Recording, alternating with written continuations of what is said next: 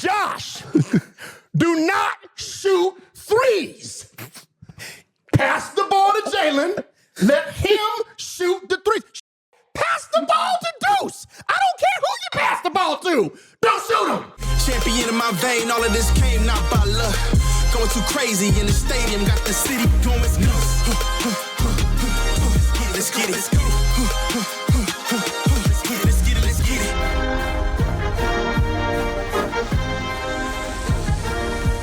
What's up, everybody, and welcome to another episode of The Roommate Show presented by Bet365, a Playmaker original. Obviously, we got roommate Jalen Brunson, captain of New York. Matty Ice here. Today, we have an Emmy, Peabody, and Webby Award winner in the house. He's an actor, comedian, writer, and producer, known for his diverse skills in film, TV, and theater. One half of the hit smash comedy series Key Peele. Welcome, Hingle McCringaberry, to The Roommate Show. Keegan, Michael Key. Thank you, gentlemen. Appreciate you coming on. Good to see you. How long were you planning that one? I planned that today. I felt like you were gonna say that because you had your Penn State sweatshirt on, which I really appreciate. I was just hoping I was like, I can't butcher the name when I do it. So I was like, I was a little nervous, but we're good now. You got through it. You were showing me something on your phone, and you were like going out to your different windows, and I saw you had the East-West Bowl on YouTube up. Oh no, that was a screenshot of the TikTok from this morning. So I was like, I got to make sure I can't butcher the name. So I literally had a screenshot of Hingle McCringaberry in my photo. And you were just going over it and over it. Yeah, and over it in the car, just Hingle McCringaberry. Hingle McCringaberry. Usually Josh messes up the intros 9 times out of 10. That might be a top 5 intro for you. Oh, thanks, man. There's no mess ups. Really? There was no mess ups. No flubs. No mess ups, no lisps, no nothing. One take. Yeah, it was good. Good job, Josh. Maybe I'm your lucky charm. I might have to sit next to you when you have other guests. From now on, it's going to be the four of us, and then we have to get another guest. It's just so you can get through the intros. I love it. I will say, and part of me butchering the intro is sometimes I butcher the guest names, and like I always made jokes messing people's name up from the substitute teacher skit, right? And like I just did it so much, it just became a thing, and like now half the time in the intro I butcher people's names. But it's not even just the intro; like you do it like in real life too. Oh no, but what does he do in real life? I do just butcher names. He just butcher a name because like if he doesn't know exactly how to say it, who pretend like he's doing it on purpose, but he really doesn't. But he's not. Yeah. And does it happen? Let me ask this now. I'm going to get into it for a second. Does it also happen right after you just met the person? Like has the person ever introduced themselves to you, said the name correctly? Yeah. And then you get nervous and say the wrong thing. I've done the same thing. 100%. He usually it's usually the last name. It's usually the last name. Yeah. Interesting. Okay. Like he'll say like Precious, his name is Precious Achua, but he'll say Precious Akachua. You put in the extra syllable. Always. But I like the effort. Yeah. I like that you're giving the extra Achua. Yeah. Oh yeah. Well, what you mean before he was on the team? Like when you first met him? You still do it? Yeah. Still do it today. Interesting. Yeah. OG. OG and then Anobi. OG and then Anobi. Pascal Siakams. You said Siakams.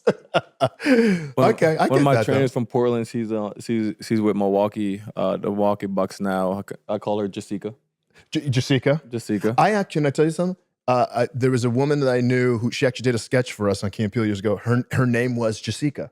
It was actually pronounced Jessica. But it was spelled like Jessica? No, it would have been better if it would have been spelled Jessica. I think it was Jasika. So that kind of is Jessica. Yeah. But still, I was like, the first time I said it, I'd met her a couple times. I was like, so you could pronounce it Jessica, right? And she was like, no, I mean, you could, but it would be wrong. I was like, all right, okay, Jessica. No, that's a good one though. Keep pronouncing the names incorrectly. I've made a lot of money pronouncing names incorrectly. So like the brain, like I just want to know like the brain, like for example that skit, right? Because it was that skit, and then there was part 2. Yeah, and then there was a commercial. We did a Paramount commercial. A couple years. I remember that one. Yeah. Really, what a lot of it. We had really, really fantastic writers. Mm-hmm. We had really great writers on our show, and I've tried to make a point in my life and in my career of surrounding myself with people with excellence. Mm-hmm. Just if you can surround yourself with excellence, you have a chance of being excellent. And so I've made a lot of effort to do that in my career. And so one of the guys, we used to have what we call in the business pitch sessions. So in the beginning of the week, people come in and they pitch different ideas about, I saw this today, or I kind of noticed this thing about human behavior. And what if we wrote a sketch about this, or we did some sketch about that? And one of our writers, he came into a pitch meeting one day and he just had that idea solid, ready to go. He's like, well, what if the guy was like from the inner city, but he was teaching in a suburban school and he pronounced the names like they were black names. And then you could see all the cogs turning in everybody else's head, and everyone just piled on the idea, like, oh, but what about this name? What about this? And that's when you know you've got a good idea. And then he wrote the sketch with some people's suggestions of names. And when you work in sketch for a long time, and I'd been doing sketch for like 12 years at that point in time. So I was like, this is a good sketch. This is a solid sketch. I had no idea it was going to resonate the way that it resonated, but that's where that came from. And so he wrote those 2 sketches, and there's like rules to how the sketches are written. And then when we did the commercial, my partner Elle, she wrote that commercial, wrote the sketch for that commercial, and she's like using the rules. And there are other people that's like, well, why don't we do this and we do that? It's like stepping out, like there's no, you got it. You can do whatever you want within the parameters, right? You step out of bounds, it's out of bounds. Like you can't, but I made the 3, but you were out of bounds. You have to stay within those strictures, those parameters, and then the sketch always sings. And so the commercial was really good, but that guy is great. Rich Tellerico is his name, and he was a wonderful, fantastic sketch writer. Wrote for Mad TV, wrote for Key Peele, and wrote for SNL. Yeah, he was really good. So that's kind of the origin of that sketch, or what you have to figure out what the comedic game or the comedic engine of each sketch is. Like, what's the kernel? What's the thing that you repeat over and over again that's funny? Like sometimes it's an observation. So like Jordan's observation about I know that you guys like we were talking to Cameron earlier. What's the sketch like? Auction block. Auction block. The auction block, Jordan said, I got to figure out what's the wrinkle here. What's the comedic game? And he goes, well, I've never seen, no one wants to be a slave. But what if you were so vain or so insecure that other slaves are being bought, and then you're trying to figure out, well, why ain't nobody buying me? So the concept is great, but then the game was every time they brought in a new guy, it's like, nah, I ain't gonna pick this motherfucker. What? And so every sketch has to have one of those games. It's the same way that you guys, when you guys are on the court and you go, this brother over here got this tendency. Oh, he's gonna do that every time. He's gonna do that. Oh shit, he did it again. Oh, he's gonna do that every time. I'm about to go steal the ball. Because he's gonna do that every time. And then eventually you shut him down, or you trap him, or you know that he's gonna go to his left every time. We have to figure out what that pattern is. Okay. And once you get that pattern, you can once you have that structure and that pattern, you can start writing the sketches. Yeah. It's so interesting. Very I feel scientific, like we've had a few comedians on, and the one thing they've always said is like, whatever's ended up being their most commercially successful is not the one that, like, when it left, they were like, that's it. You know, it's not. Interesting thing is, artists, writers, the writers I've surrounded myself with, Jordan, Elle, the really creative people think outside of the box, and sometimes you go, the thing that you wrote that's a little inside the box is the thing where you go, oh, this is okay. And that's always the thing that ends up blowing up. It's always that thing. It's the weird ones, or the strange ones that go out of the norm that the artists fall in love with. And it's those other ones that you just mentioned that go, like, why is so we're making fun of somebody's name? Why is that? I don't know what it is that. I don't know the psychology of it, but people love it. They love that. They love the football names. Yeah. They love names. People be loving names. The football names might be my favorite. Is that your favorite one? Might be my favorite. But like the substitute teacher one, like it's so ingrained. Like I won't even think about the sketch, but like his middle name is Aaron. Your middle name is Aaron? Mine too. Aaron. Mine too? So yeah, it's like, I won't even think about the sketch, but that's Aaron. Like, it's just, like you said, it's ingrained. It's ingrained. It's part of our, I don't know how this happened. It's part of our society. That sketch has become part of our society. Yeah. There's actually a ref called Aaron. And that's what, every time I say, that's all I call him. You just call him Aaron? Aaron. And like normally he just kind of like, yo, what's up, Josh, and all that. And then there was this one time where he was on the baseline. I was out of the game. I was like, You gotta make a better call than that. Hey, You got him. Yeah. There it is. He's like, oh, look at me. I'm live. I'm not being professional. I also think it's so funny because one of the other really great sketches was Slap Ass. Yes. And they are now at the point, I don't even know if this is registered for you guys, where it'll I be didn't think it was post game. on. One of you guys will get interviewed on the court. The other will walk by. It's not they. It's him. No. You I did started not it. You started it. Well, no, I did not start. Deuce started it. Deuce started it. Oh, did he really? So I forget what game Happened it was. in New Orleans. Yeah, it happened one game in New Orleans. I'm doing an on-court interview right after the game. And Deuce just comes up and slaps you in the ass. I'm just like, I actually cursed. Like I was like, I'm gonna beat the shit out of you. And that was like on live TV. And I was like, oh, sorry. And then it happened again a couple weeks later. And then I was like, just like tried to like not say it.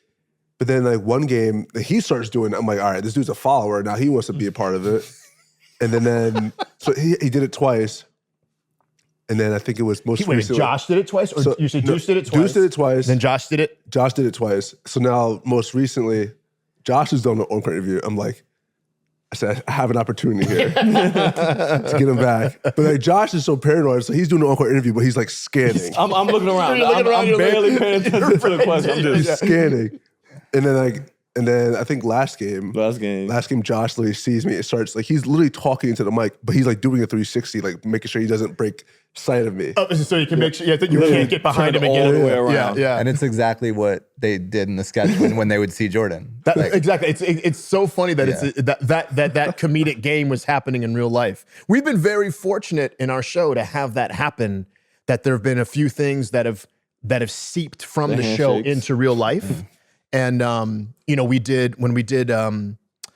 used to do I used to play a character named Luther, who's Obama's anger translator. Because Obama was always so even and never showed any anger. So my character was the person who showed anger for him.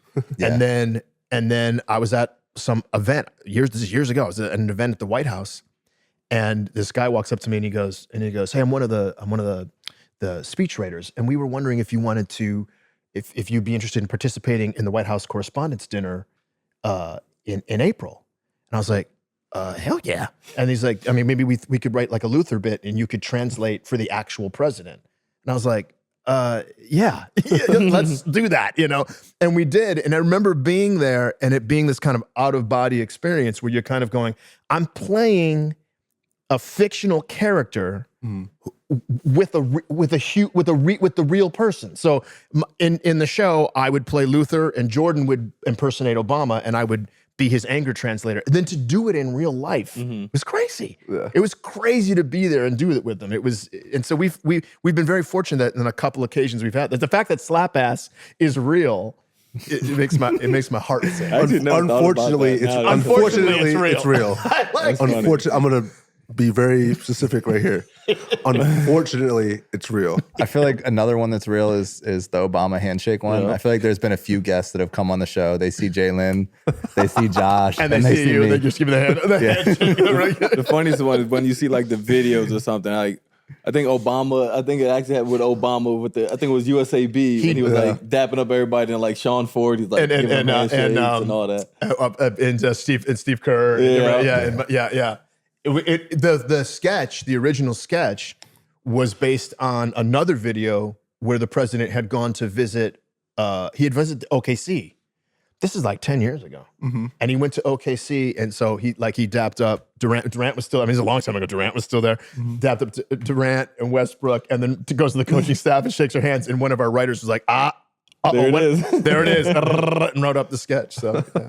That's crazy. It's a lot of fun. This is a Never Ordinary Sports segment brought to you by Bet365. This is a pretty cool one. Obviously, I think we've all tuned in. Stadium Golf is here, which is really interesting.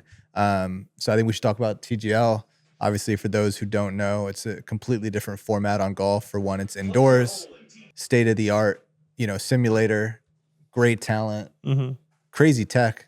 Like the green, they have sort of, hydraulics below it that kind of adjust the green based on the hole. So basically can build out an entire golf course indoors. Have you had a chance to tune in? I think I've watched almost, I think there's been four matches so far. I think I watched 2 or 3. 3 didn't have games. But it's fun. It gives the viewer a new little look at, these guys, the personality, the crowd has a little bit more of a saying it because you don't have to do like everyone's quiet when you hit, they're hitting a shot. And obviously with it being a sim, you can kind of make the holes as difficult as you want or as kind of crazy as you want. So it's fun. It gives a new, fun, vibe to golf. Got some trash talk and all that. So it's cool. I'm in on it. I like it. Yeah, I feel the same way about it. I think it's interesting. I think it's cool enough to where people are interested to watch it and tune in even on TV. Mm-hmm.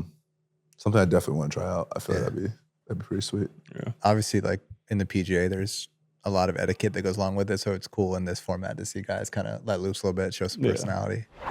Whatever the moment, it's never ordinary at Bet365. Breaking news from Bet365. New customers bet $5 and get $150 in bonus bets, win or lose. Sign up, deposit $10, place a bet for $5, and get $150 in bonus bets, win or lose. Bonus bets can be used on the spread, totals, player props, futures, and so much more. Whenever the moment, it's never ordinary at Bet365. As far as I know, we talked about the sketches that have kind of like broken through. Do you have a personal favorite? Just maybe it didn't see that level of commercial success, but you just really loved it? I actually do. I have a personal favorite called it's called MJ Halloween, and it's really a silly little sketch, and there's no plot to the sketch, but Jordan is having a Halloween party. And he's greeting people, and they're coming into the house, and then and he's opening the door, and this couple comes in, and he's like, "Ted and Ned, come on in," and they walk in, and then the camera comes back around, and there I am, and I'm dressed in Michael Jackson in a Michael Jackson costume, like Beat It, like 80s Michael Jackson with the Jerry curl, and I just start going, and clearly you can see it's me, and the basis of the idea for the sketch was that when I was younger, y'all know who Austin Powers is, okay, you're like you see someone dressed in an Austin Powers costume, like at a costume party or Halloween, and the guy just keeps going, "Oh, behave, behave." I'm like, "No, bro, I got it, man. I got it. The second I saw you, I knew you were Austin Powers. Right? Behave. Don't say behave again. Please don't say behave again. We got it. We know it's you." Yeah. So I was doing that, but with Michael Jackson. So when he goes, "Noah." Clearly, I'm dressed as Michael Jackson. I go, "Hee hee," and he's like, "Yep, that's him." I'm like, "Shamona." He's like, "Yep, I got it." And I do it for 5 fucking minutes. I just keep doing it, and I'm kicking my leg and talking to Annie, "Are you okay? Are you okay?" And he's like, "Are you okay?" And that was my favorite joke. Literally the point of the sketch is I'm trying to make him laugh. That's the only point. Can I, in the next 20 minutes, make him break character and laugh? And it was just silly and fun. And it's got hits on it and everything. People have watched it. I don't know why, but it holds a really special place in my heart. It's like it's my favorite sketch. It's my favorite sketch. Yeah. I want to know how long does it take to film these sketches? Because like if I'm in the background, like because obviously me watching it, I'm laughing. Yeah. Like I can only imagine in the background, there got to be like 3 people over there laughing, 2 over there trying not to chuckle, and then like. At one point, the whole room just like erupts in laughter. It happened a lot. And sometimes like people try as hard as they can to be professional. They really try as hard as they can. And so like there are guys who are like, holding these lights or like the bounce cards or whatever they're holding. And I've seen guys, like I'm doing a scene, and out of the corner of my eye, I can see a dude just fucking book. Off the set, just run off the set. And I'm like, I'm doing lines. Like, where's this motherfucker going? And I'm doing, and you can tell he's going to leave the set to go laugh. And I've been doing a scene. And I'll see a guy out of the corner of my eye just duck his head, and you can hear someone laughing into their armpit. So everyone's trying to do everything they can not to ruin the take. And there have been times where it's tough where you're sitting in the editing bay. And you're in the editing bay and you're editing the take and you're like, "Oh, this is the best take." But you can hear this in the background. And like you look at the sound guy immediately go, "Can we take that out? Can we get rid of that sound?" And they're like, "Nah." And you're like, "Oh my God, that's the best take." That's okay. The worst is when the extras or the background actors trying to make a name for themselves. And you're just, and then there's a perfect take. And then sometimes one time Jordan will be like, "Look at this, look at my man in the back though." And you look at this guy in the back. And you're just like, come on, bro. And then the takes were on, and we had a guy one time, we were doing a sketch where Jordan was playing the president and he was at an ATM. He's playing Obama and he was at an ATM. And everybody's in line at the ATM like, oh my God, it's Obama. And there was a guy who, he was an extra, so he's not allowed to talk. And they made him a featured extra, which means we're gonna pull you up in the line. We're gonna have a shot of you, and we just want you to get really excited. So you can act. Don't fade in the background. We're asking you to, And he's like, okay. And he's like, but don't say anything. So the assistant director goes, don't say anything, and he walks away. Then one of our executive producers walks in and goes, so when Jordan walks past you, go, hey, Mr. President. And then he walks away, and the guy's like, what? And the guy comes back, so remember, don't say a fucking thing. Don't say a word. And walks away, and he's like, what? Action. And he's just confused. Now he doesn't know what to do. And so Jordan walks up to him, and the guy's standing right next to me, and he shakes this person's hand, and he goes to shake this guy's hand, and his brain just explodes. He just goes, he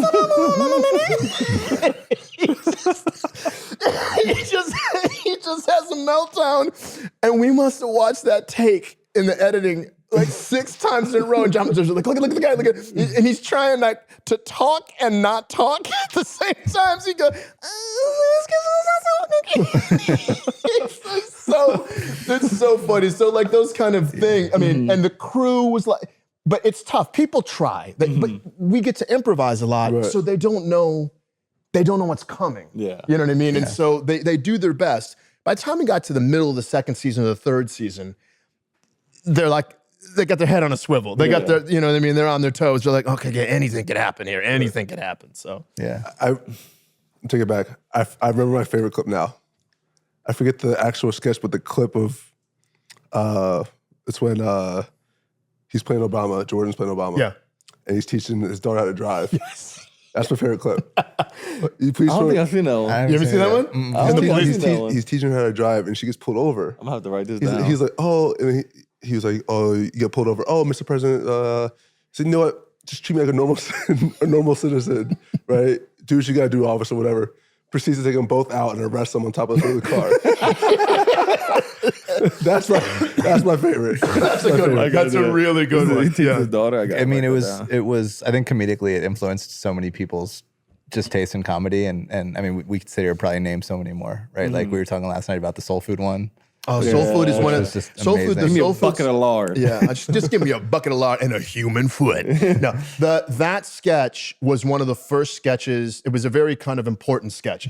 That sketch was kind of what helped synthesize the Key and Peele style for us. Like we were like, oh, this is it. It's one of the things that we used to do in one of our rules was we like to start all of our sketches at a 1. So if you guys have heard of Monty Python, if you're my age, the heroes, the gods of sketch comedy were always Monty Python. They're a bunch of British guys who made sketch comedy in the late 60s and the early 70s. And really weird, way out there kind of concepts where the beginning of the sketch would be weird and it would get weirder, right? What we tried to do is begin, because you guys are we were writing for you. You were writing for the YouTube generation. So you guys are used to watching, oh dude, watch this real person do this real funny thing to this other real person, right? We're used to seeing people catching people doing weird things in real life, as opposed to just making up crazy shit. Yeah. So we would try to start our sketches at a 1, and then you go like 1, and then you go to a 12, and then it get a little weirder to a 30, and you heighten it more to an 86, and you can end the sketch at 425, but don't start the sketch at 425. People are like, what the fuck is this? You know? So we try, I think that's part of the influence is this sense that people go, okay, I'm with them. Oh, that's crazy. Oh shit, they did. And then that sketch was one of the first sketches where we kind of figured out the math of our comedy. Was that it's something that people are familiar with, they can get on board with it intellectually, and then it gets more and more ridiculous as we go. And so that was, that one, it's funny that you mentioned that one, because that one was really important to our development. We were just talking about It's that funny one. that you mentioned that one as a white man. Oh, relax. No, I'm just kidding. We could do this all day, I'm sure. There's a lot to talk about. The last one that I'll say is, I think we were also talking about this one. I forget exactly what was happening, but it was like, it was either a presidential address or something, and someone was saying, you know, we're here for all Americans, whether you're black, white, gay. And then as soon as they said gay, it just panned to kept going to Jordan. him. The camera pans to Jordan, and he's like, And he kept trying to hide and run away from the camera. the camera's lying on the ground. That was amazing. too. That one, I love that one too. Yeah, Yeah. it's just kind of an interesting. It's our writers were so smart and so clever and so brilliant at being able to find these moments, these like observational moments in time. And sometimes what it is you just kind of go home, and when you're on a writing staff for a show, your brain is like an antenna, and you're starting to just notice everything. You notice any kind of behavior. A sketch can come from anything. It's like, I don't know, all four of us, none of our legs are crossed. I don't know what that is. But we probably wrote upwards of 700 sketches, maybe more. And out of those over 700 sketches, we ended up with 289. And out of those 289 sketches, 285 or 284 of them aired. And not every single one is an A, but you've got to, it's shots on goal. You got to just keep on coming up with ideas and just keep figuring, what are the interesting things in life that we do as humans? And it's fun. It's fun to be kind of that aware of human behavior, and it's fascinating. I loved it. I absolutely loved it. My question, so those 5 that I guess were like the 289, right? Yeah. Did you start filming those 5 and you're like, this isn't it? Or did you like scrap it before you even started filming? No, we scrapped them after we filmed them. Oh, okay. So what we would do is we would put the show together, and you have a big old board. There's a huge board on the wall, and on the board are all different kinds of cards, like note cards. And each one of the sketches have the name of the card written on the name of the sketch written on the card. And we would have to rearrange them and put this in here. And we don't have much time for this one. We have to cut a second on that one. And then eventually it got to a place.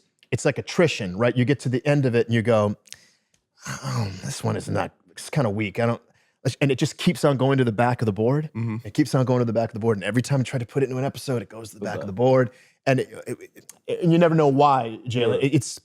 It's too weird or too esoteric. I don't think enough people are going to get the joke or whatever it was. And so we filmed all of them, edited them to the best of our ability to make them as funny as we could in the edit.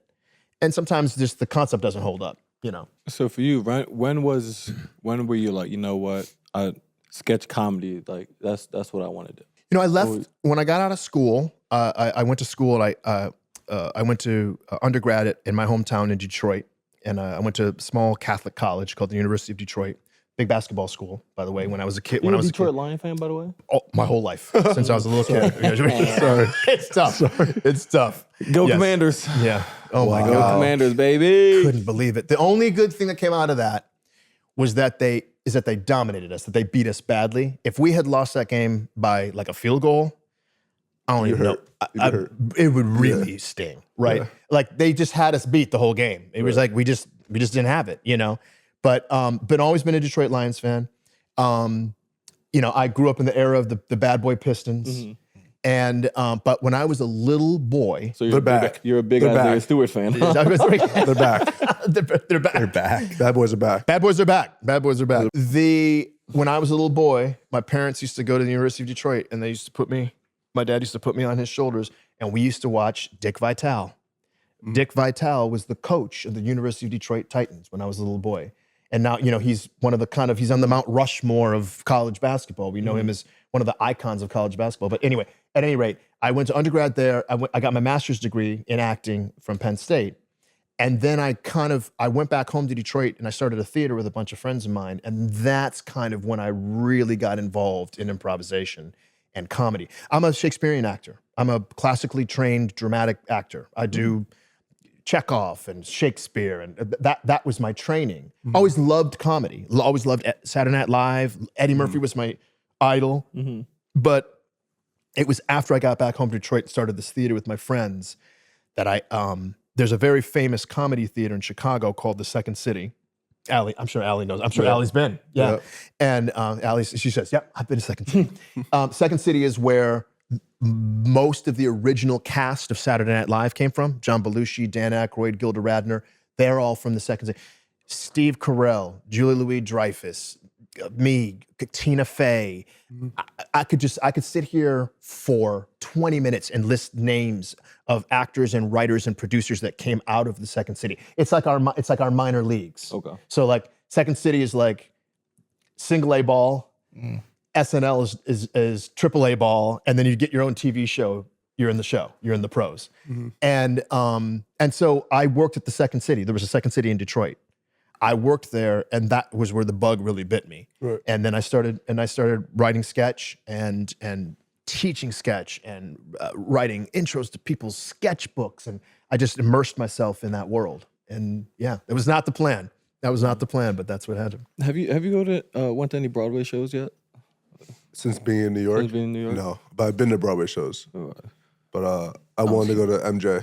But I want to see MJ too. I wanted to see the MJ one. Yeah. The MJ one? The Michael Jackson one. There's a Michael Jackson, like a biographical Michael Jackson musical. Why, you want to take me? No. I was just wondering because I feel like that is so impressive to me. Just the total sign. I feel like movies. Obviously, it's acting is difficult in general, but it's like movies you're able to scene. Do scenes and all that. You can stop. Yeah, and you get to do it again. Oh my gosh. No There's do-overs. None. No do-overs. It's like I've been to Hamilton a couple of times, and I'm just watching and listening. I'm just like, I don't know how these people do this. The most challenging part, which to me is almost the most satisfying part, is learning mentally what you have to do it. Once you do it, it gets into your bones and it becomes muscle memory. But there's something about the theater that's, to me, even more magical than being on screen, which is that you have instant reaction from the audience. It's instant gratification too, especially if you're doing a comedy. So I did a comedy on Broadway about 5-6 years ago. It's the best feeling. It's the best feeling to be there with them, ride it with them, experience it with them. And but you're right, a musical, something like Hamilton, you may as well be playing a basketball game. It's that taxing for those people. You may as well be on the court. But even in the basketball game, it's like, oh, you guys I can do a turnover. People are just like, y'all doing a damn. No, you can't. There's no turnover. You can't. Yeah, you can't forget your lines. Yeah, there's no stutter. There's no nothing. And people, and sometimes it does happen. And other people have to pick up the slack or figure out. I know people have told me stories about they've been on stage and they'll turn. It's gone. The lines are gone. They've done it 50 times. They've done it 350 times, and the lines are gone. But because everybody else knows the play so well, the play, if you will, right? They'll just go, didn't you want to offer me a drink? And then the other actor will go, as a matter of fact, I did. Would you like some? And then you get them back on track, and hopefully nobody in the audience notices. But it's a hell of a challenge. It really is. Live theater is amazing. Yeah. I know you mentioned that your background is more classically trained actor, and I guess when did it become clear to you that Key and Peele had sort of run its course, and when did you want to decide that you wanted to? It was pretty definitive. Yeah. It was pretty definitive. We decided we wanted, after the 5th season, we wanted to be done, and we just decided, let's be done. Much to Comedy Central's disappointment. They were just like, what do you mean you're done? We're supposed to do like 8 or 9 of these. And I was like, 8 or 9 seasons? No. And Jordan wanted to write his movies. Other stuff was happening. Other stuff was happening in our lives professionally, and we knew we wanted to be done. And so when that was done, then I met Elle and we became friends. This is before we were business partners, and we became friends. And I was talking to her one time about she was like, what's next in your career? What are you going to do next? And I was like, I kind of want to do this, but I can't because of this reason. And I'd love to do that, but I can't do that because of this reason. And I was making up all these reasons. I was blocking myself. And then she said to me, she goes, how about this? If you knew that nothing was in the way, if there was no reason for you to say no, if you knew whatever you wanted to do could happen, what would that be? And it like cracked my head open. And I was like, oh, well, then, I want to do Shakespeare and I want to be Jason Bourne. Just like, that's my fantasy. That's what I want to do. And with her help, it was insane. Within a year and a half, I had done an action sequence on an action television show. And then I had done a production. I played Horatio in a production of Hamlet at the Public Theater, which is like one of the most renowned off-Broadway theaters in the world. So your dreams can come. You just have to you have to get your limits your own limits out of the way. Forget the rest of the world. The world's going to happen. Don't stop yourself, is what she was telling me. And so then that was when I was like, oh, there's all these other things I want to achieve in my career. And I wanted to get back to something akin to what I did when I was in school. And so I got to do that. And I'm still striving to do that, you know? So it was like kind of breaking your comfort zone again. Yeah, it was because I knew Key and Peele. Right. I knew how that worked. I knew all my tricks. I knew how to do it. It's the same with you guys. What are you gonna do? You can't just shoot one shot. You can't just go to the block, right? You're not just gonna go, I'm gonna get an 18-foot jumper every time. You're not gonna get it every time. Right. You have to develop other parts of your game. Mm-hmm. And so I had to develop other parts of my game. Or try to stoke those old feelings and start reworking those old muscles. Mm-hmm. This is what I wanted to do. 18-foot. You ain't getting that unless you DeMar DeRozan. I don't know how. He gonna get to that mid-range. You gonna get to that. There's some people. Some who can just get to it every time. He's gonna get to it every time. They get to it every time, right? Every time. There's no matter what you can do, they're gonna get to that. I had to get out of my comfort zone. You're right. I had to get out of my comfort zone. The best time of year is almost here for all you college basketball fans. Remember that, Josh? Yes, sir. 2016, Natty Champs. 2016, it was cool, but it was 2018 for me, for sure. Easy. Forget 2016, 2018. Regardless of who makes it to the final game in the tourney this year, one thing's for certain. It takes the most talented people working together to help these teams play at this level. And if you're hiring, you want the most talented people on your team to help your business go to the next level. How do you find them? ZipRecruiter. And right now, you can try ZipRecruiter for free at ZipRecruiter.com/roomies. How fast does ZipRecruiter's smart technology start showing your job to qualified candidates? Immediately. Faster than Josh crashing the boards. ZipRecruiter's powerful matching technology works fast to score top talent, so you don't have to waste time or money. We love efficiency. Pick ZipRecruiter to help you build a winning team, like Jalen and Josh back in 2016, and Jalen in 2016 and 2018. See why 4 out of 5 employers who post on ZipRecruiter get a quality candidate within the first day. Just go to this exclusive web address right now to try ZipRecruiter for free. ZipRecruiter.com/roomies. Again, that's ZipRecruiter.com/ROOMIES. ZipRecruiter, the smartest way to hire. The Roommate Show is now sponsored by DoorDash. DoorDash has a Dash Pass members-only deal for the 24-25 NBA season. They swoosh, you save.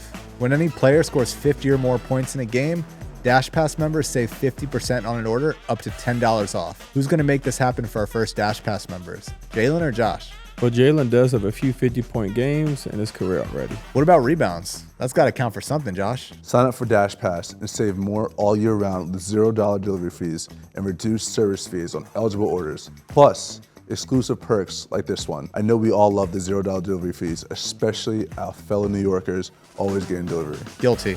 Since moving to the city, I definitely catch myself ordering more. Use the promo code NBA50 the next day after a 50-point game during the 2024-25 NBA regular season from noon to midnight. That's right, from noon to midnight. Valid for Dash Pass members only from noon to midnight the day after any player scores 50 or more in a single game during the 24-25 regular season. Valid with use of promo code from noon to midnight the day after a 50-point game on eligible orders at participating merchants. Must have an active Dash Pass account. Terms apply. Your James Franklin impersonation. I was just about to bring that one up. That was honestly, when I saw that, like at first I'm like, damn, it really looks like. Yep. It really messed me up. I was like, hold on, there's something off about this. Right. Because I mean, that was hilarious. And then the run. And the run was perfect. Was crazy. Someone's over there that's supposed to be in uniform. One of my favorite things we ever did. I was there for the blue-white game, the spring football game, their scrimmage. I went for their scrimmage one time, and I took a picture with his wife and his daughters. So I took a picture dressed as him with his wife and daughters. They sent that out as their Christmas card that year to see if anybody would notice. That's hilarious. To see if anybody would notice that it was not him. That's so they actually fooled some hilarious. people. Oh my God. Yeah, so he was great. He's wonderful. He's a great guy. He's really good. He loves his students. When they have practice, and then they break and they're having lunch. What he does is he'll walk around. I don't know if he still does it, but he walk around the room and he goes, anyone with a 3.85 GPA or above, get in line. And those guys get to eat first. Anybody with a 3.2 and above, get in line. And so depending on your GPA is when you get to eat, is when you get to go in line to eat, which I thought was awesome. Who would ate first between you two? I'm going to say, I would eat first before me. Between me and Josh. I would eat first between me and Josh. 100%. I was just about to say, yep, I'm eating first. Who would eat? Obviously, you're not in school, but if on the Knicks, who would eat first? Who do you think would have the highest GPA? On the Knicks? On the Knicks. First of all, let's see who's graduated on the Knicks, first of all. Okay. Me, Josh, Tyler, Kale, and my... That's it. Are you guys the only guys Matt on the Ryan? active roster? Oh, Matt Ryan. Oh, Matt Ryan will eat first. Yeah. Matt Ryan will eat Why's first. that? Is he this? I'm not tripping. Didn't Matt go to Harvard? I Did he see. go to Harvard? I see. Am I tripping? Can you look that up for me? No, I want to know. I'm pretty Right. I'm pretty sure he went to Harvard. I'm almost positive Thought he was because like- he's boys with Matt Fraschilla. Huh. He's definitely in first, I'll tell you that. Yeah, he went to Notre Dame. Notre Dame. Still a great school. Vandy too. Very good school. Yeah, so Yeah. Why does he know? Why I'm that? trying to figure out why he knows Matt Fraschilla. Okay, that's irrelevant. But okay, so I'm eating first. You would eat first? I'll eat first. Capitan.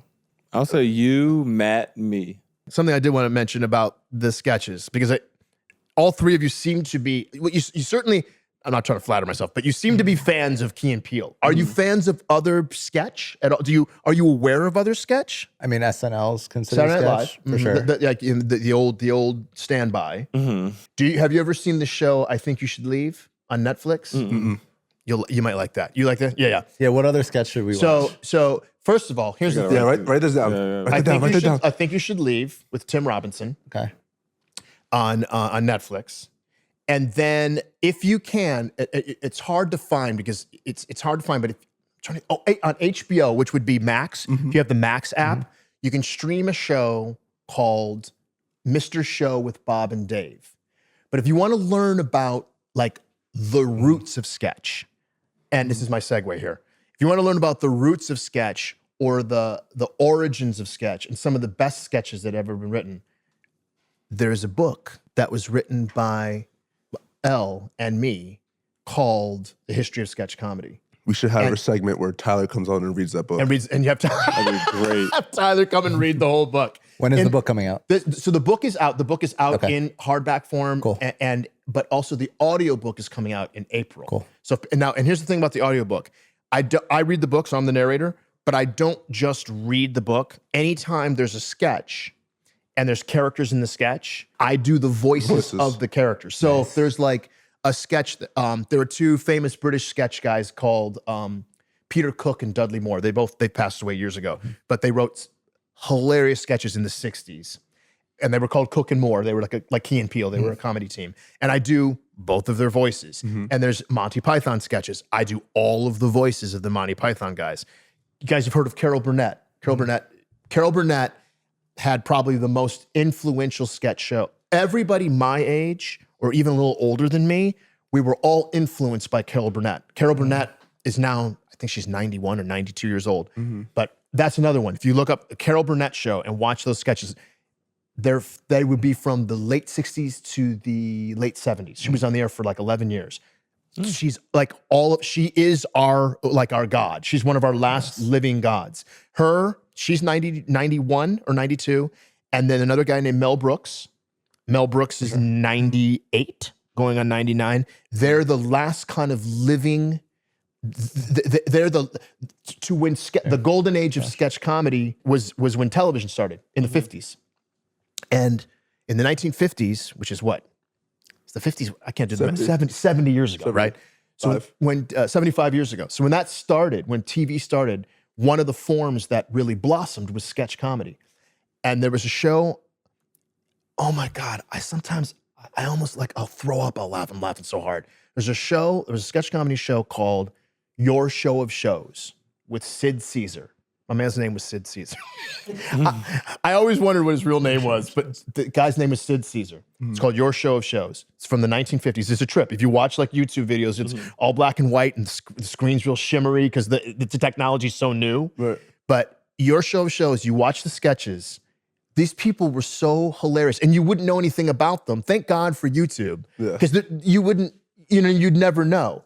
They're so funny. Sid Caesar and Mel Brooks, this guy, who wrote some of the funniest comedy movies ever. He wrote a movie called Blazing Saddles. He wrote a movie called Young Frankenstein. Fantastic comedy movies. He was one of the writers, one of the sketch writers on the staff of Your Show of Shows. Amazing. And I mean, even now, 75 years later, some of those sketches, some of the funniest sketches I've ever seen. I've got some homework to do. Yeah. Mr. Show with Bob and Dave, Your Show of Shows, The Carol Burnett Show, and all of that is in this book. Is in the book? It's Okay. all in the book. So if you're viewers / listeners, they should get this book if they have even a passing interest in sketch comedy or comedy in general. It's a pretty fantastic book. I do say so myself. I can say that because Elle wrote most of the book. I contributed to the book. I would say this. I contributed to the book in a significant way, but Elle wove the book together. She wrote the book. She put, it's like, here it is. This is right here. History of sketch comedy.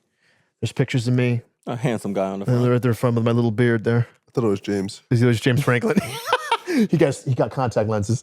So anyway, but I wanted to mention that because it's something that Elle, we've been partners, comedy partners, writing partners, business partners for 10 years. We've been business partners. And this is kind of what brought us together is our love of comedy and what we think is funny, what we find funny, our brand of comedy. But so we write about that in the book, and it's a lot of fun. It's a lot of fun. You asked if either of us watch sketch comedy. Is Nathan For You considered sketch comedy?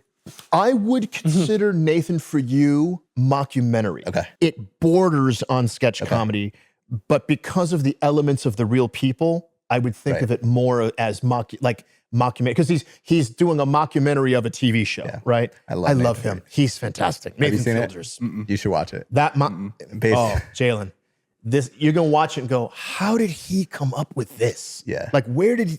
Like, he's one of those people you just look at it and you're going, where did these ideas come from? It's amazing. Basically, he's a fake business consultant in this show. He's a fake business consultant, and he's consulting for real people who think they're getting a real consultant, and he's giving them ideas that are so ridiculously stupid, but also kind of make sense. Like he was consulting for a car wash, and his idea was to plant birds in the trees above the car wash, so when people leave, the birds shit, and then people have to go right back into the car wash. And he's actually saying these things, and they're doing these things, and they have no idea, and they're actually doing these things. He convinced a frozen yogurt shop to do poo flavored frozen yogurt. They actually did it. Like, I didn't see that. Yeah, one. you should watch. Yeah. Oh my God. What's it called? What's it called? Nathan For You. Yeah. All right, It's funny you as just hell. text me again. Yeah. Josh is literally texting me all these shows. Yeah. You'll go down a really fun rabbit hole. It's really great. And the interesting thing about like just different generations and attention span. So like some of the sketches, if you watch some of the Your Show of Show sketches, some of the sketches are like 16 minutes long.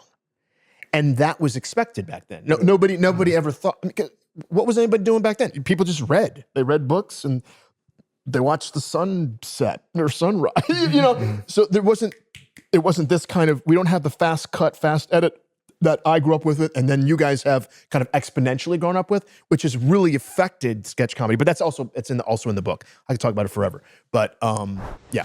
All right, so guys, we're gonna do a little Coach Thibs anger translator here. Now we play a few quotes from Coach Thibs in the hopes that Keegan or I, as Luther, can get down to the bottom of what he really means. Let's see if we can do this here.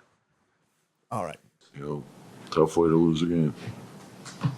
Did you think it was, I'm sure you looked at it, did you think it was a foul? Do you disagree with the call? You look at it. Okay, I got that one. Okay, so that one's really easy. That's just, we sucked! We couldn't, where's my camera? This bad boy right here? Okay. Sorry, sweetheart. It's gonna get a little loud. It's like, We didn't score as many points as the other team scored. We suck. Are you stupid? That's what I was. You saw the game? The ball didn't go in the goddamn basket. The hell else you want me to say? Next.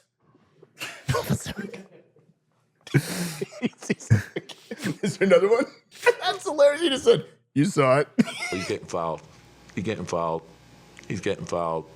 He's getting fouled. He's getting fouled. He's getting fouled.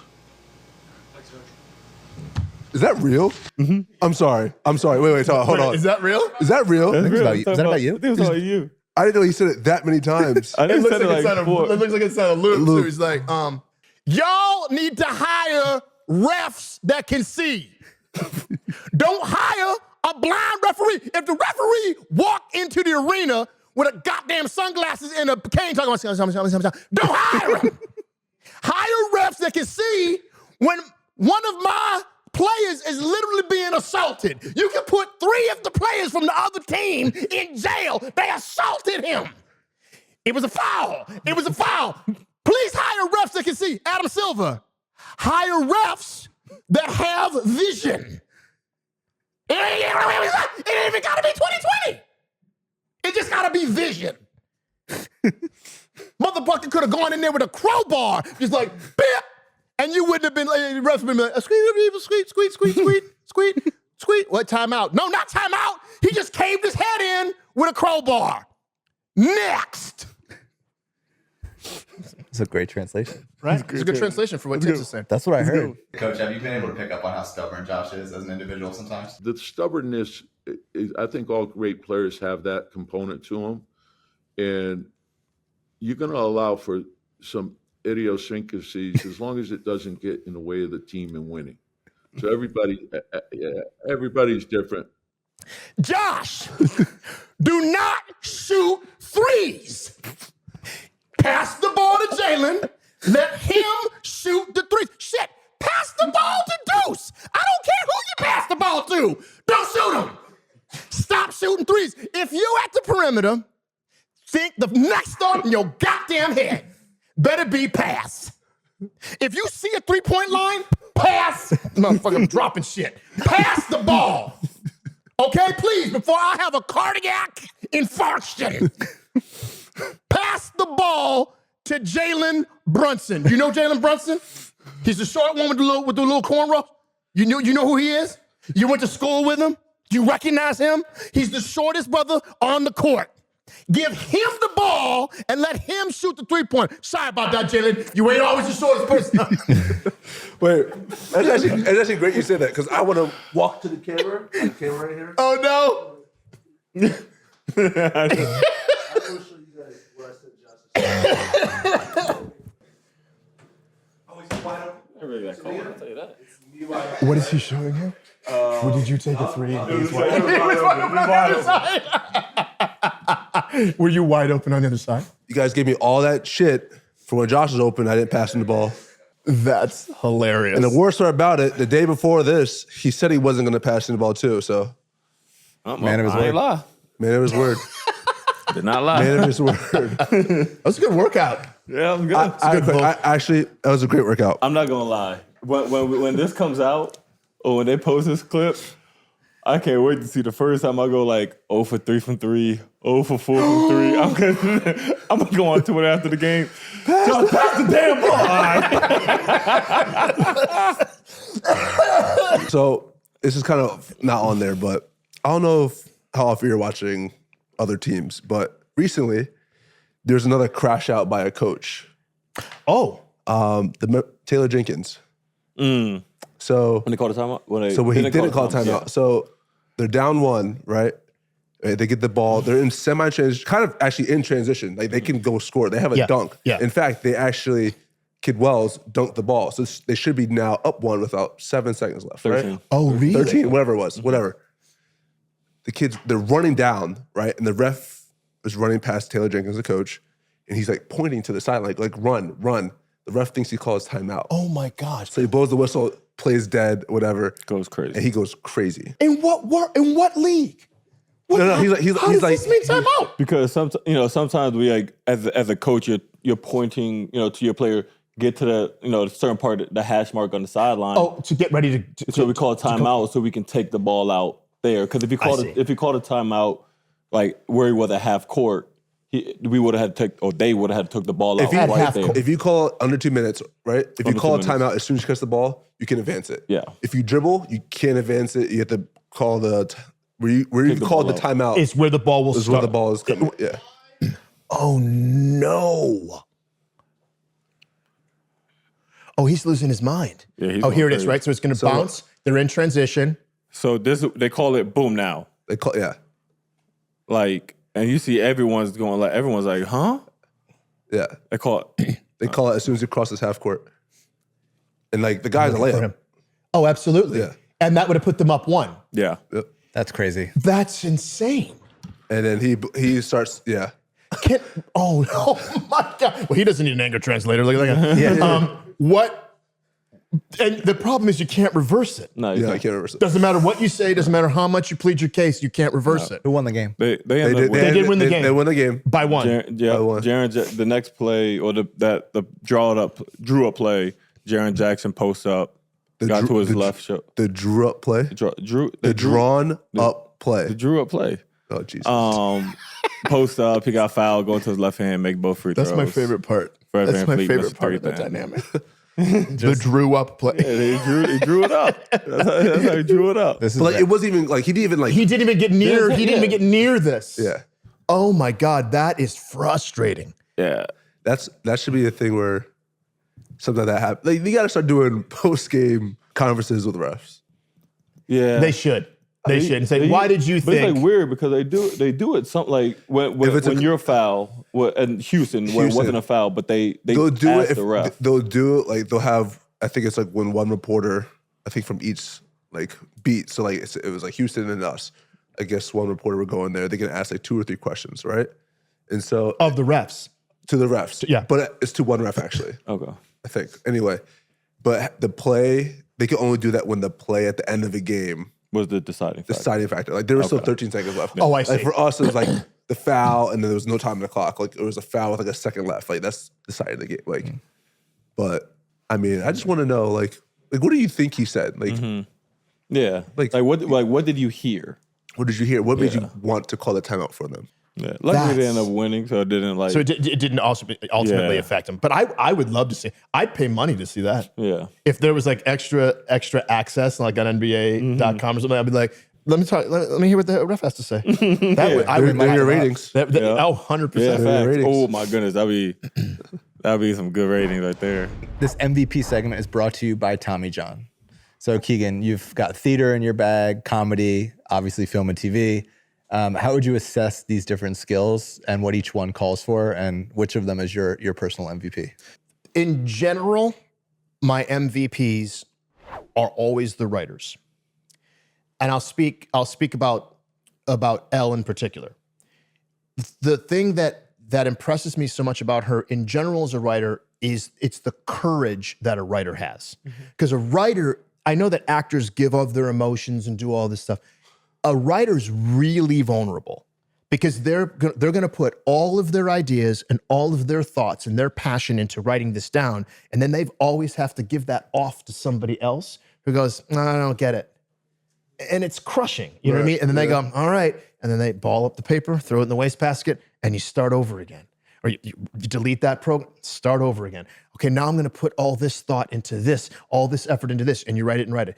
That courage to do that is amazing. But what makes writers in general fantastic, and Elle, my MVP, is she knows how to write in her own style, but then also can write for me. She knows the rhythms I talk in, the kinds of words I use. So when she writes often, it's just a skill I don't really possess. I can't do this for other people. She goes, I see her sometimes writing on the computer, and she has like a far off stare. It's because she's thinking about my rhythms. She's going, and he would, nope, delete.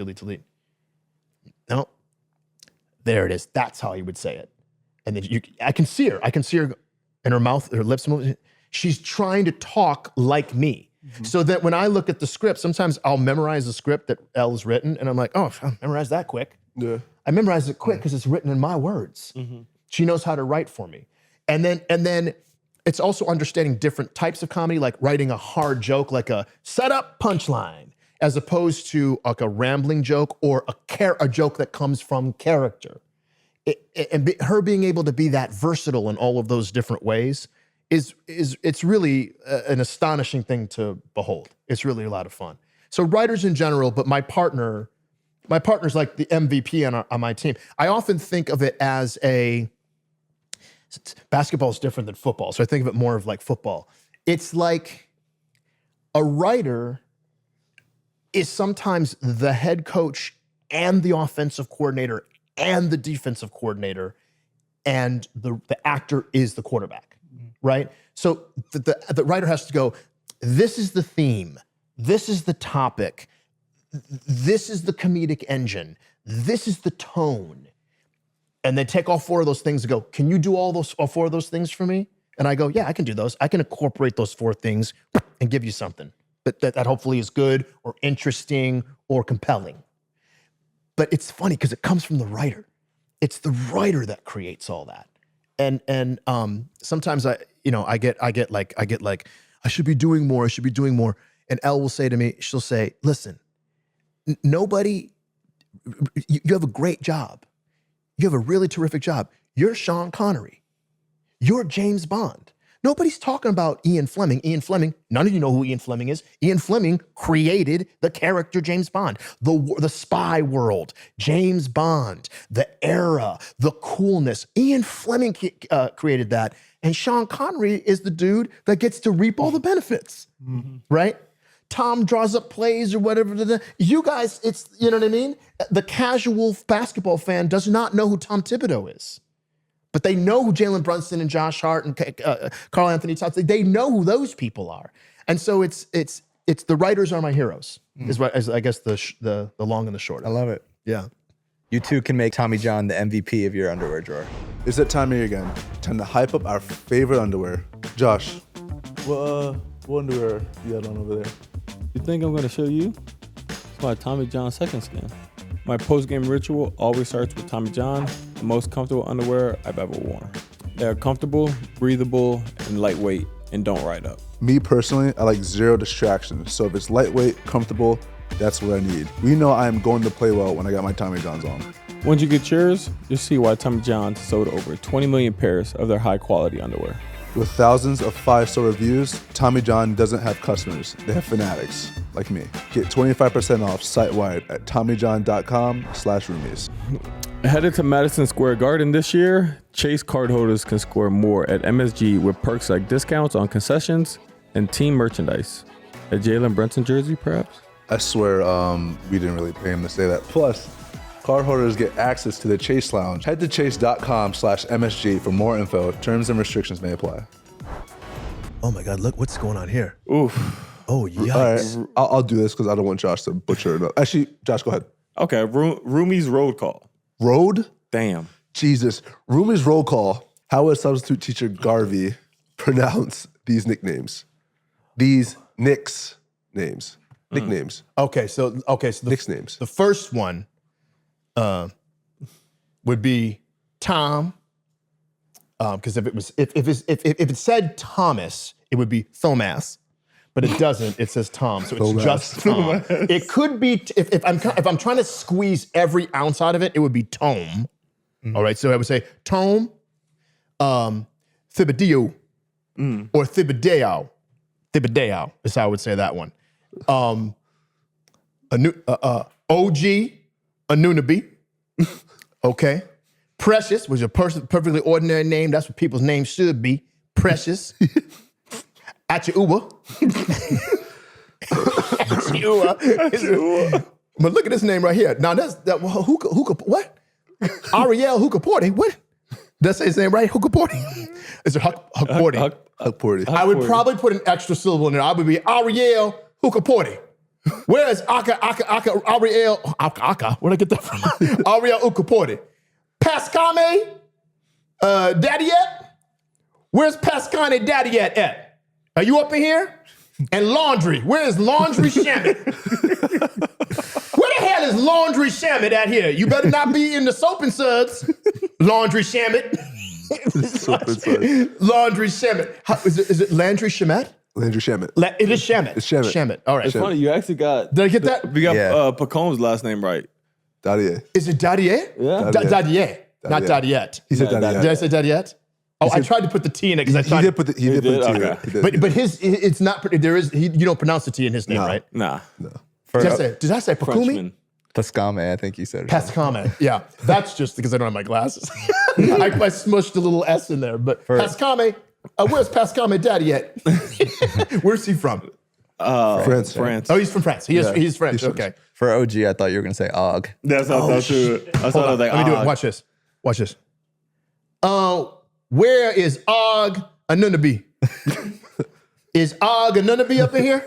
I think something else that I find very, very fascinating is this fact that our vocations are very similar because they're both performance based. Yeah. Do you know what I mean? And I love hearing about people's processes and how they go about doing what they do because it's very simple. We have to prep, actors prep. You got to prep. You got to. It's repetition. It's the same thing. It's very similar. They're very similar jobs from a mental standpoint. You know, Who's the most intense actor you've worked with in terms of their prep? Because I feel like you hear all the time about actors just losing themselves in roles, right? And even when the camera stops, they go back to their trailer. They're still the character for those couple months. You know, it's interesting. I've not had that. Honestly, I can't think of. Really, else thinking too.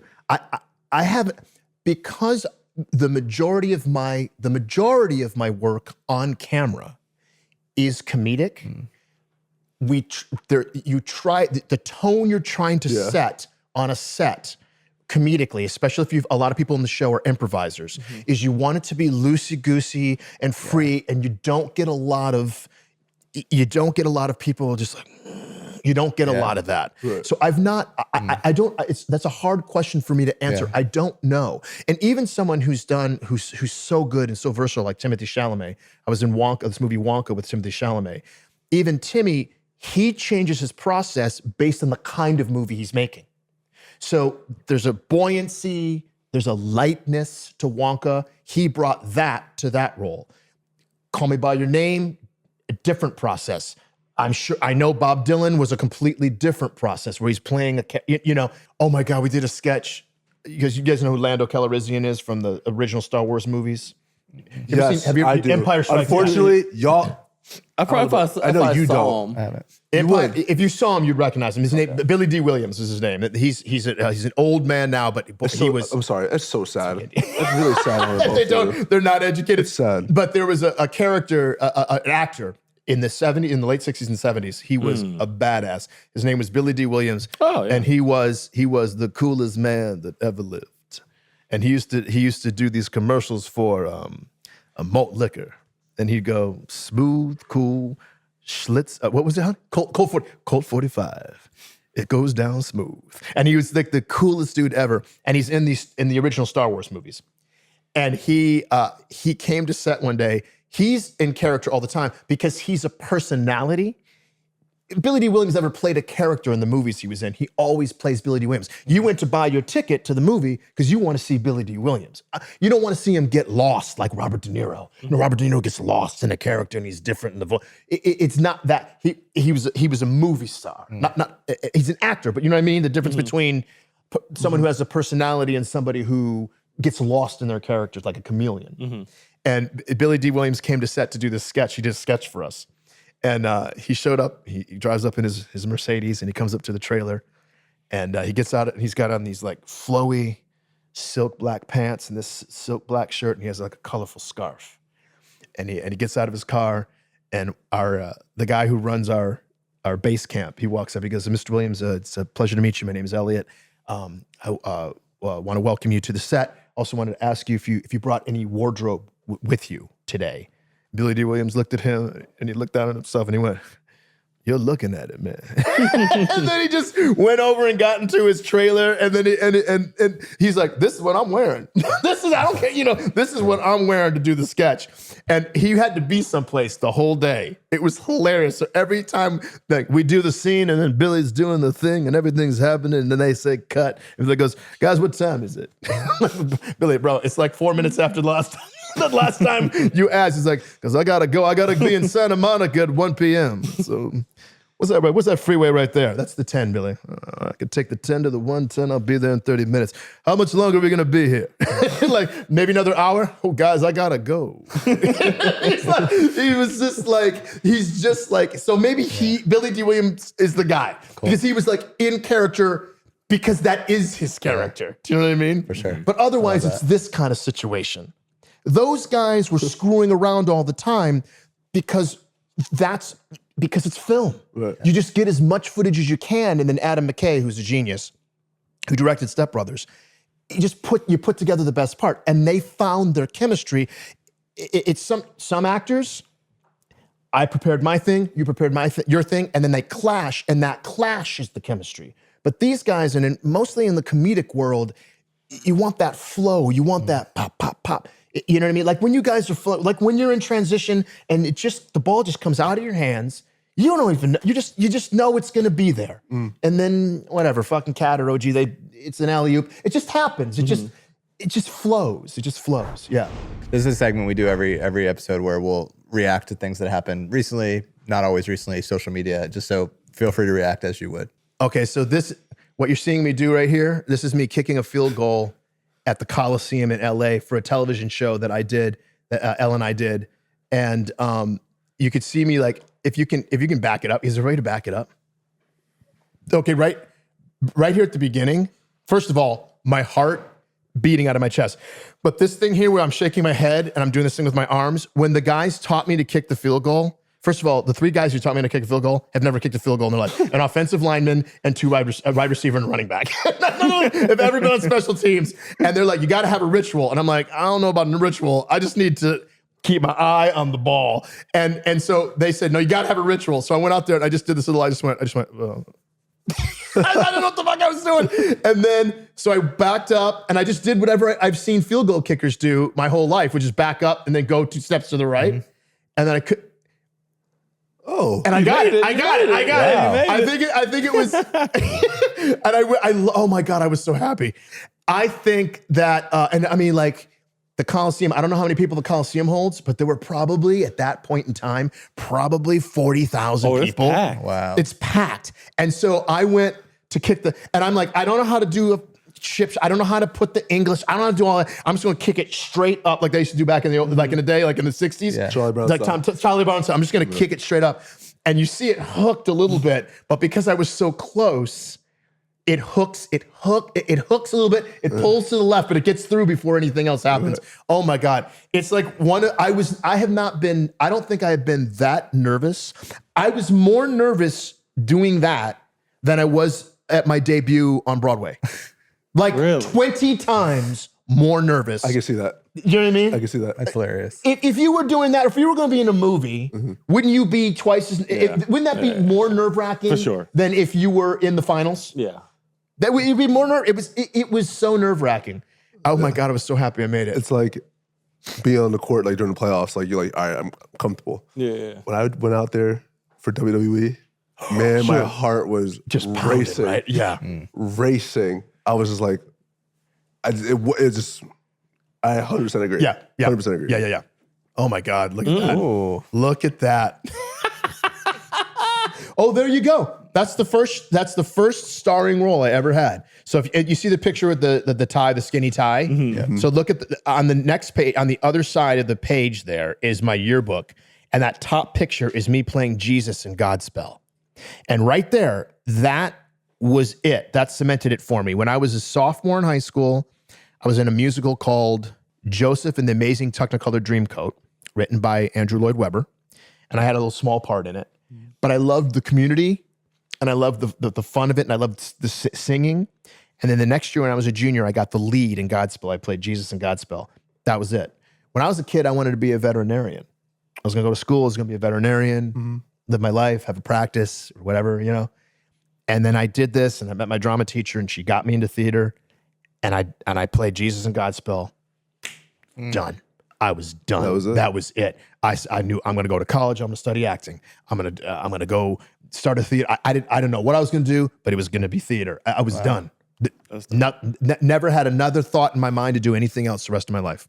Look at me looking like straight Will Smith up in here. Look at that. Right?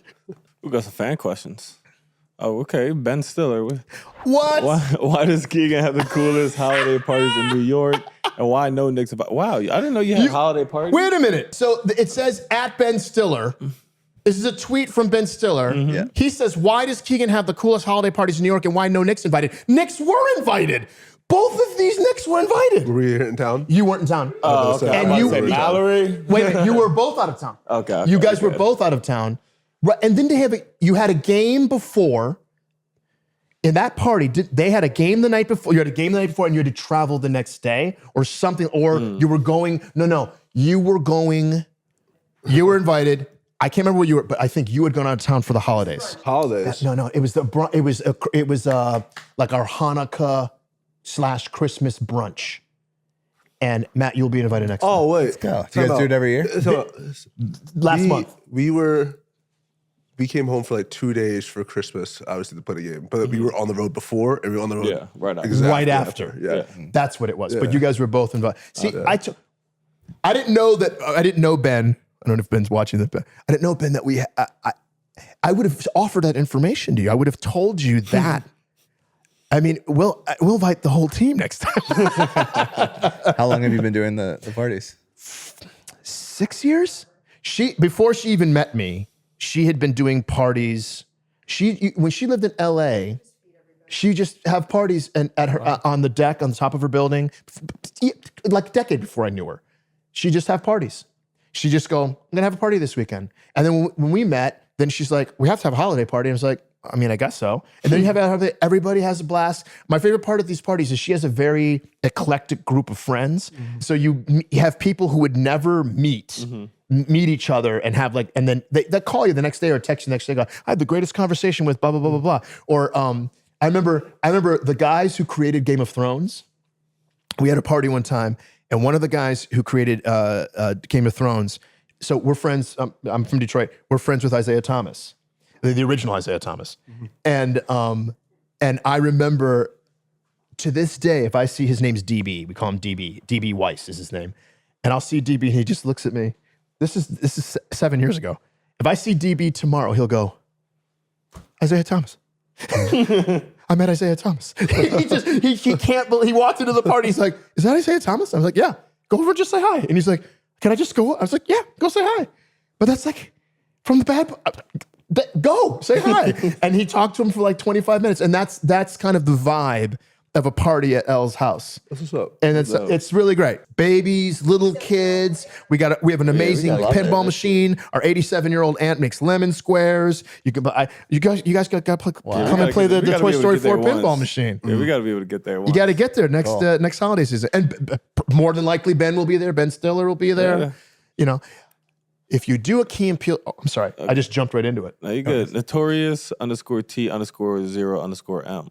If you did a Key and Peele skit about this Knicks team. Sketch. Jesus. Skit. Like, bro. It's the same thing, bro. Are you? I got it. I got to correct you on that one. Damn. A skit is what you do at sleepaway camp. Okay. That is very often. This is a big thing in the sketch world. Like it's like a sore spot for us. So a skit is very often some kind of little thematic joke that a person does about one of the counselors, or a skit is kind of what you would do at like a corporate meeting. Mm-hmm. A sketch is ostensibly a 3 to 7 minute play.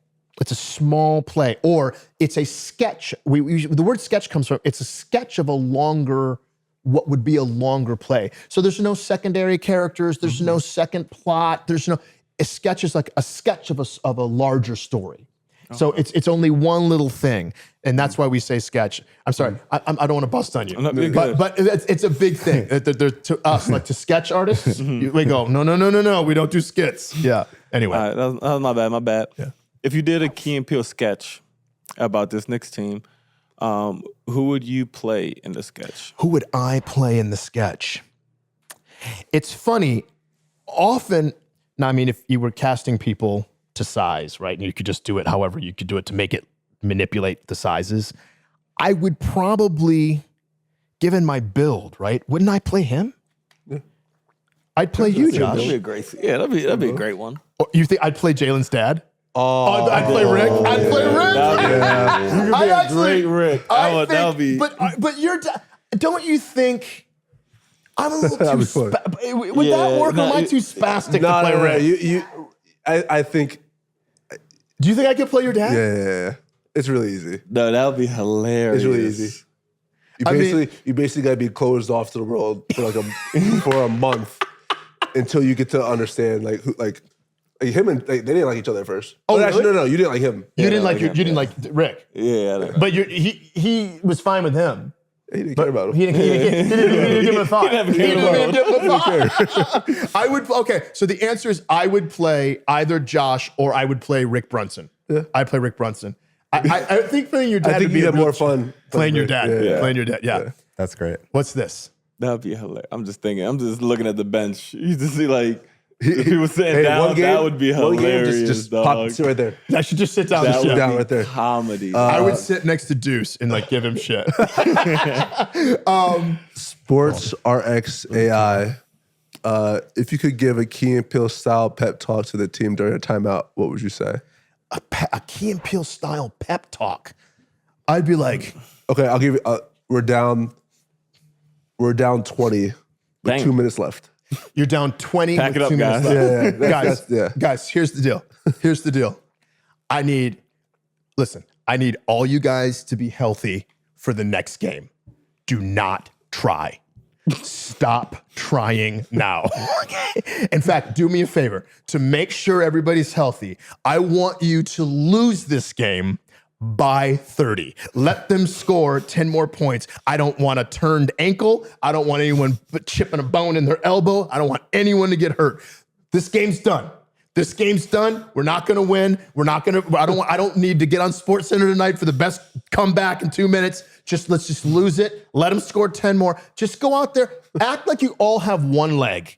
I want to be I want you guys are the Washington Senators and they're the Harlem Globetrotters. Just lose this one, please. Everyone stay healthy. We've got a 4-game road trip. Please. Thank you. This is going to turn over really well. I cannot wait for this. At Fritz Handles, is there a movie or a show you would love to remake from your childhood? Before I answer that question, I just want to take a second to look at Fritz's last name. Alcindor. That's cool, right? Lou Alcindor. Very cool. Right? That's really cool. I think that's a neat little basketball pocket situation here. Anyway, is there a movie or a show you would love to remake from your childhood? It's funny. I think it's my age. I don't want to remake any of the movies from my childhood. Does that make sense? Yeah. The most magical thing about the movies from my childhood is those people were inspired by things and they kind of create, now I'm gonna sound like an old man right now, I'm gonna sound like an old, cranky old man. They came up with their own ideas and that was what enchanted us by those movies is that they weren't, that's 40 years ago, so there were no remakes, right? People weren't remaking anything. They were inspired by things from their past. They would come up with new stuff. Mm-hmm. And so I would never want to mess with the magic of those films from my past. So like the answer is actually none. I wouldn't want to remake any of those movies. I love them just the way they are. So before we do our outro, what's next? So we talked about the book, but I have a movie that I did with Mark Wahlberg, action movie with Mark Wahlberg that's going to come out in the fall on Amazon, and it's going to be a lot of fun. It's kind of like a action adventure caper movie, and it's called Play Dirty, and that's good. So I'm looking forward to that. That'll be fun. Good movie. Put the kids to bed. A lot of language, but it's going to be a lot of fun. And it was Mark's terrific in it, and it was created by a guy named Shane Black who wrote Lethal Weapon, the Lethal Weapon movies. He's really terrific. Really great writer. Makes great stories. Are wonderful. So I'm looking forward to that. And then there's other things in the hopper that are in development, and we're working on those things. And once they come more to fruition, I'll be able to talk about them more. So, but we're working hard, we're busy, and we're having a good time. Cool. So everybody, we appreciate you guys tuning in. Make sure you guys tune in every Thursday for weekly episodes from the Roommates podcast. And Keegan, we appreciate you coming on the show. Thank you, appreciate brother. It. I appreciate you. Appreciate it. That was a blast, Thanks so man. much. Thank Absolutely. Thanks, I better man. not get one of these. Yeah, it's tough. It's a tough one. It's a hard one. I'll get over there. Like on the court, like if he says something to me, like I could joke around with him before a game, but like it's just me, my teammates inside those lines. Yeah. Until the game's over. I have to confess, I'm one of them. Like, I'm that guy. Who's like, hey, how are the Twins? I'll talk to the cameraman, and it's like, what you guys action. There's no possible way that the three of us are going to get out of here alive. You know what I mean?